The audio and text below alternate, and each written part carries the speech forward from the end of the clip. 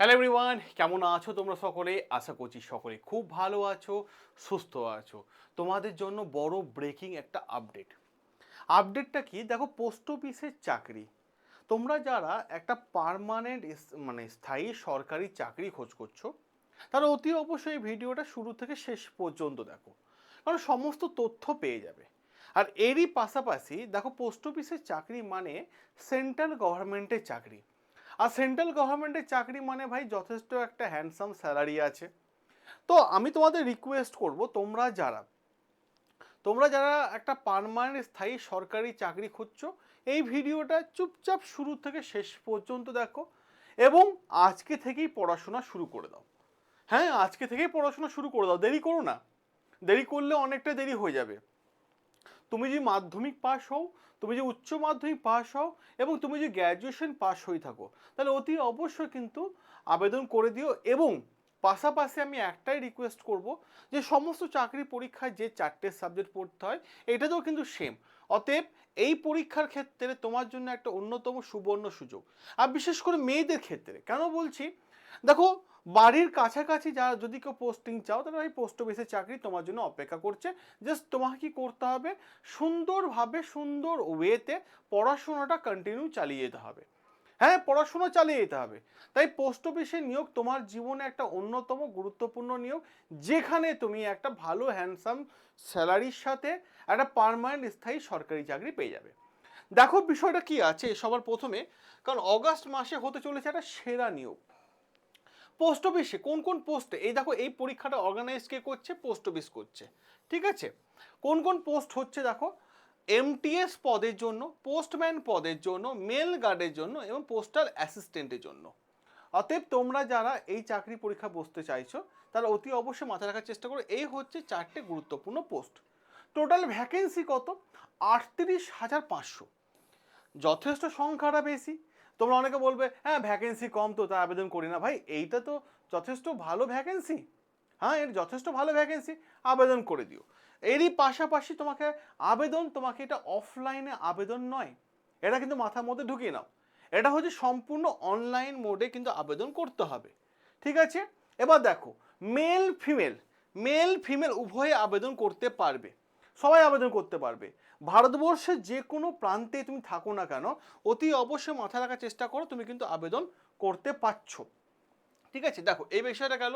এরই পাশাপাশি যদি বেতনের প্রসঙ্গ আসি, যথেষ্ট ভালো স্যালারি আছে। যেহেতু সেন্ট্রাল গভর্নমেন্টের চাকরি, 63,200 টাকা স্যালারি আছে, যথেষ্ট ভালো। এবার দেখো বয়স কত হতে হবে। অনেকে বলবে, দেখো, আর 5টা সরকারি চাকরি পরীক্ষায় যেমন বয়স থাকে, এই পরীক্ষাতেও কিন্তু সেমনই বয়স আছে। 18 থেকে 40-এর মধ্যেই তোমার বয়স কিন্তু হতে হবে। ঠিক আছে, এবার তুমি বলবে কি স্যার বয়সে কোনো ছাড়পত্র আছে? আমি বলবো হ্যাঁ আছে। কোথায় আছে? শর্ত আছে এখানে। আর 5টা পরীক্ষায় যেমন বয়সের ছাড় আছে, এই চাকরি পরীক্ষাতেও কিন্তু বয়সের ছাড় আছে। কীরকম? এসটি বা এসসি যদি হয়ে থাকো তুমি, তাহলে বয়সের ছাড় 5 বছর পাবে। আর যদি তুমি ওবিসি হয়ে থাকো, ওবিসি, ঠিক আছে, তাহলে তুমি বয়সের ছাড় 3 বছর পাবে। অতএব তুমি কিন্তু বয়সের ছাড় পেয়ে যাচ্ছ। ঠিক আছে, এবার দেখো আবেদন ফিস কত লাগবে। অন্যান্য জায়গায় যেমন পরীক্ষায় যেমন অনেক বেশি থাকে, এর পরীক্ষায় কিন্তু একদমই কম। কি আছে, তুমি যদি জেনারেল এবং ওবিসির মধ্যে ক্যাটাগরির মধ্যে পড়ে থাকো, তাহলে তোমাকে 100 টাকা আবেদন ফিস দিতে হবে। আর তুমি যদি এসটি এসসি পিডাব্লিউডি হয়ে থাকো, ঠিক আছে, তাহলে মাথায় রাখার চেষ্টা করবে যে তোমাকে কোনো পয়সা লাগছে না। কিন্তু যারা জেনারেল এবং ওবিসি ক্যাটাগরির মধ্যে আছো, তোমরা জেনে রাখো তোমাদের আবেদন মূল্যটা কিন্তু ওই যে 100 টাকা, সেটা তোমাদের অফলাইন মোডে করলে হবে না। এই আবেদনটা তোমাকে অনলাইন করতে হবে, কারণ আমি শুরুতেই তোমাদের বললাম যে অনলাইন মোডেই কিন্তু আবেদন করতে হবে। অতএব পেমেন্টও কিন্তু অনলাইন মোডে করতে হবে। তুমি সেটা নেট ব্যাংকিং করতে পারো, ফোনপে, গুগল পে, মানে এটিএম কার্ড থেকে যা খুশিতে পেমেন্ট করতে পারো, কিন্তু পেমেন্ট তোমাকে অনলাইন মোডেই কিন্তু করতে হবে। ঠিক আছে, এবার দেখো যে বিষয়টা, এর সিলেকশন প্রসেস কি আছে, ভীষণ গুরুত্বপূর্ণ জায়গা। প্রথমে একটা রিটেন এক্সাম হবে। রিটেন এক্সাম হলো, লিখিত পরীক্ষা হলো, এবং এরই পাশাপাশি, ঠিক আছে, দেখো কোন কোন সাবজেক্ট পড়তে হবে। রিজনিংয়ে থাকবে 25টা কোশ্চেন, 25টা মার্কস থাকবে। ঠিক আছে, ম্যাথে থাকবে 25টা কোশ্চেন, 25টা মার্কস। ঠিক আছে, ল্যাঙ্গুয়েজ পেপার আমাদের বাংলা হবে, বাংলা ল্যাঙ্গুয়েজে 25টা কোশ্চেন, 25টা মার্কস। ঠিক আছে, ইংলিশে থাকবে 25টা কোশ্চেন, 25টা মার্কস, ঠিক আছে? টোটাল তোমাকে দেওয়া হবে 100 কোশ্চেন, 100 মার্কস। অতএব বোঝা গেল, জিনিসটা ক্লিয়ার হয়ে গেছে।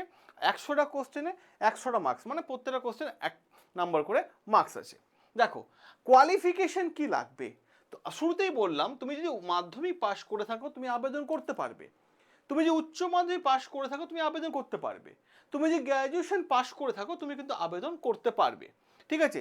এবং আবেদন যাতে তোমার রিজেক্ট না হয়, ঠিকঠাক মতো করে যাতে আবেদন হয়, তার জন্য হাতে গোনা 6টা ডকুমেন্টস লাগবে। কি ডকুমেন্টস? তোমার একটা পাসপোর্ট সাইজের ফটো লাগবে, ঠিক আছে? এবং কাগজে লেখা একটা সিগনেচার লাগবে তোমার, ঠিক আছে? নিজে হাতে করা সিগনেচার। এডুকেশন কোয়ালিফিকেশন অনুসারে তুমি সার্টিফিকেট জমা দিতে হবে তোমাকে।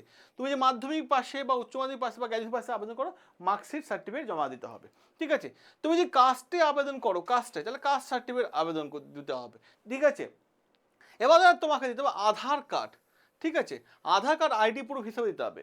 এবার তো তোমাকে দিতে হবে ডেট অফ বার্থ সার্টিফিকেট, যদি না থাকে তাহলে মাধ্যমিকে অ্যাডমিট কার্ড, ঠিক আছে? তুমি কিন্তু দিতে পারবে। অতএব আমি তোমাদের একটাই রিকোয়েস্ট করব, যে যারা পোস্ট অফিসের জন্য পড়াশোনা করতে চাইছো তাদেরকে বলবো এখন থেকে করে নাও, কারণ এই নোটিফিকেশনটা অগাস্টে আসার প্রবল সম্ভাবনা রয়েছে। অনেকে ভাববে আগে নোটিফিকেশন আসুক তারপর পড়াশোনা শুরু করব, তাহলে তুমি ভুল ভাবছো। তাহলে তুমি ভুল ভাব, যেই ছেলে মেয়েটা আগে থেকে পড়াশোনা শুরু করেছে তাদের থেকে তুমি কিন্তু অনেকটা পিছিয়ে গেলে। হ্যাঁ, কারণ পরীক্ষা যখনই হয়, নোটিফিকেশন আসার 3 থেকে 4 মাসের মধ্যেই পরীক্ষা দেখা যায়। তো যখনই হবে তখন কিন্তু আগে থেকে সিলেবাস শেষ করতে হবে। এই সিলেবাস কিন্তু ছোট নয়, যথেষ্ট বড় সিলেবাস। অতএব তোমাকে সিলেবাস যথা টাইমে শেষ করতে হবে, তারপর মক টেস্ট দিতে হবে, টেস্ট সিরিজ প্র্যাকটিস করতে হবে, তো সময় লাগবে। যারা প্রিপারেশন নিতে চাইছো এখন থেকে বাড়ি থেকে বসে পড়াশোনা শুরু করে দাও।